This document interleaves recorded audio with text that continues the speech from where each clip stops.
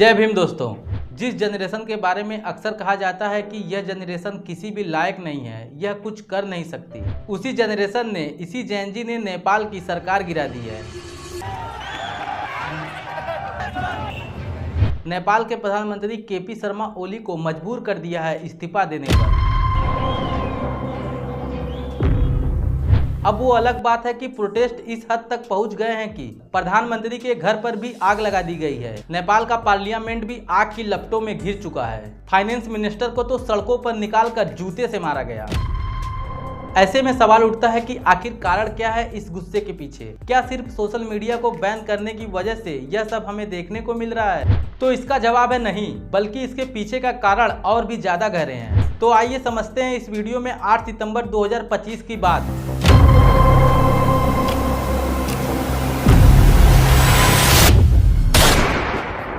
नेपाल की राजधानी काठमांडू में हजारों लोगों की भीड़ इकट्ठा हुई थी प्रोटेस्ट करने के लिए। इनमें से ज्यादातर लोग 20-25 साल के नौजवान हैं, जिन्हें जेनजी कहा जाता है। नेपाल जैसे छोटे देश में जहां लोग शांति और गौतम बुद्ध की धरती पर गर्व से रहते हैं, वहां अचानक से ऐसी घटनाएं होने लगती हैं जिससे नेपाल की पूरी सत्ता पलट जाती है।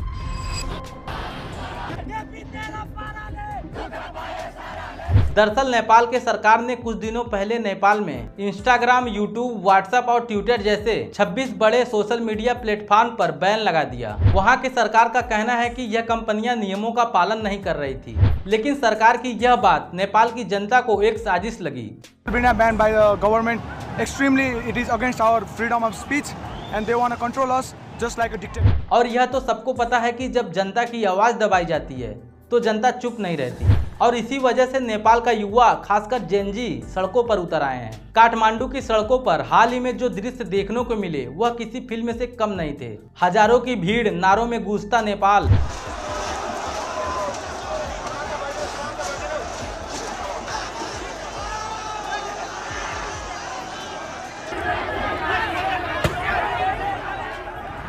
लेकिन जब इन लोगों की आवाज संसद तक नहीं पहुंची, तब यह आंदोलन हिंसक रूप में बदल गया।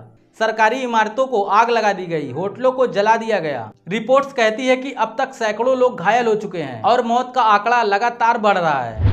दरअसल नेपाल लंबे समय से राजनीतिक अस्थिरता से गुजर रहा है। बार बार नेपाल के प्रधानमंत्री ही बदलते रहते हैं। इन सभी रीजन से वहां की जनता की उम्मीदें वैसे ही टूटती रहती हैं। जिस लोकतंत्र की उम्मीद वहां की जनता करती है, वह केवल सत्ता के खेल तक ही सीमित होकर रह गया है। वहां के नेताओं के परिवारवाद और भ्रष्टाचार ने इस आंदोलन को उकसाने का काम किया है। जब नेपाल सरकार ने सोशल मीडिया को बैन किया तो यह सिर्फ एक आदेश नहीं था, बल्कि नेपाल की जनता की आखिरी उम्मीद पर भी चोट थी।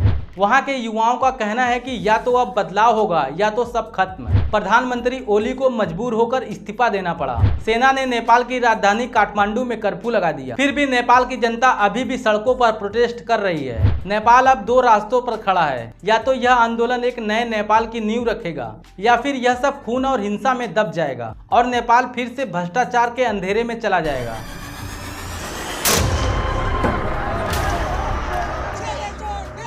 लेकिन एक बात तो साफ दिख रही है कि इस बार जो आग लगा है वह सिर्फ नेपाल नहीं, बल्कि पूरे दक्षिण एशिया के लिए चेतावनी है कि अगर किसी भी देश की सरकार अपने ही जनता की आवाज को दबाने की कोशिश करे तो वही जनता एक दिन सड़कों पर उतरकर हिसाब जरूर मांगेगी। नेपाल की इस घटना में सबसे बड़ा फर्क यह है कि इस बार सिर्फ राजनीतिक दलों के समर्थक नहीं, बल्कि नेपाल के आम लोग भी सड़कों पर उतर आए हैं।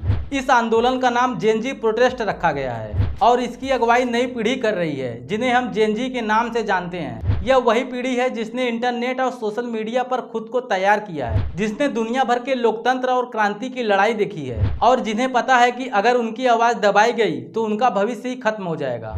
सोशल मीडिया बैन यूं तो एक छोटी सी बात लगती है, लेकिन नेपाल के युवाओं के लिए यही उनका अधिकार बन गया है। इस विषय पर अपने राय हमें जरूर बताएं।